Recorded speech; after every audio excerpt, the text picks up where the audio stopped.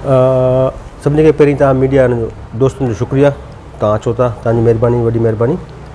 अच्छा, ॿी ॻाल्हि इहा आहे त मंगोपीर टाउन हींअर DMC डिफेंट मां ठाहियो आहे। DMC डिफेंट में 3 टाउनूं ठाहियो आहे, तंहिंमें हिकिड़ो मंगोपीर टाउन आहे। मंगोपीर टाउन 16 यूनिवर्सिटियुनि ते मुश्तमिल आहे। वॾी हिकिड़ी असांजी जेका आहे रक़बा वसी रक़बो आहे मंगोपीर टाउन जो। असां औरंगी खां शुरू करियूं था, होॾां बलोचिस्तान जो बि बॉर्डर आहे, होॾां गडाब जो बॉर्डर आहे, हेॾां नॉर्थ कराची, न्यू कराची, बल्दिया, औरंगी। अच्छा, तमामु हिकिड़ो मुंहिंजे लाइ हिकिड़ो चैलेंज आहे मंगोपीर टाउन। पर तव्हांखे इहो ॿुधाईंदो हलां त असां वटि इन वक़्त ताईं 8-9 महीना गुज़री विया आहिनि। को तरक़ियाती असांखे को पैकेज या तरक़ियाती को फंड डेवलपमेंट जे हवाले सां कोन ॾेई वियो आहे लोकल गवर्नमेंट खां या पोइ मिनिस्ट्री खां, लोकल गवर्नमेंट खां।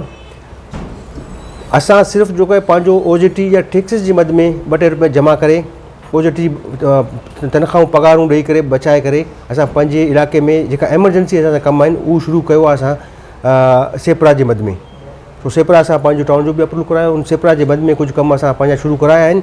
ऐं रिक्वेस्ट आहे मुंहिंजो उन में जेको आहे असां वटि ख़ासि तौर पर असां 2-3 शयुनि ते परेशान आहियूं। जेको हिकिड़ो इवेंट हींअर असां कयो, जेका मुलाज़िमीन जे लाइबिलिटीज़ जो असांजे मथां जेको बाइफिकेट में असांखे मिलिया आहिनि तक़रीबन 1.25 करोड़ समथिंग।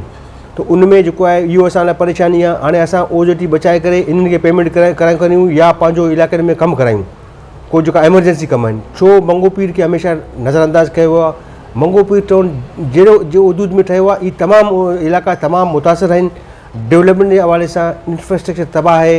अच्छा, माण्हू वीचारा परेशान आहिनि, न रोड आहे, न रस्तो आहे, न प्रॉपर सेवरेज आहे, न को ॿियो मामिलो आहे। सम्झो त हिते मां सम्झां थो 1.5 अरब रुपया असांखे मंथली OJT में मिलनि या डेवलपमेंट में मिलनि। इहो असांजे लाइ पोइ बि कमु आहे जेको असांजे जेतिरा मसइला आहिनि, मसाइल आहिनि मंगोपीर में।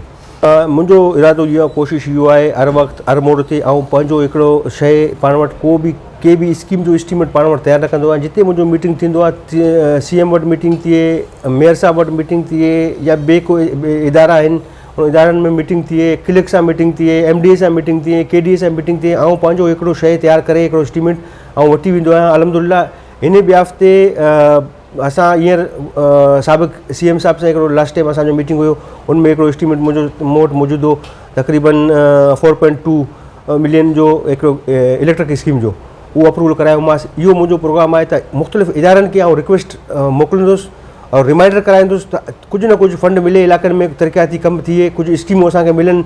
ऐं मेयर साहब खे बि मुंहिंजो रिक्वेस्ट आहे, ईंदड़ इंशाअल्लाह हुकूमत पाकिस्तान पीपल्स पार्टी हूंदो सूबा सिंध में ऐं वफ़ाक़ में, उन बियाफ़ ते असां उमेदूं लॻाए वेठा आहियूं त असांजी गवर्नमेंट ईंदी त असां जेको आहे पंहिंजे इलाइक़नि में डेवलपमेंट कमु कराए माण्हुनि खे सुख ॾींदासीं।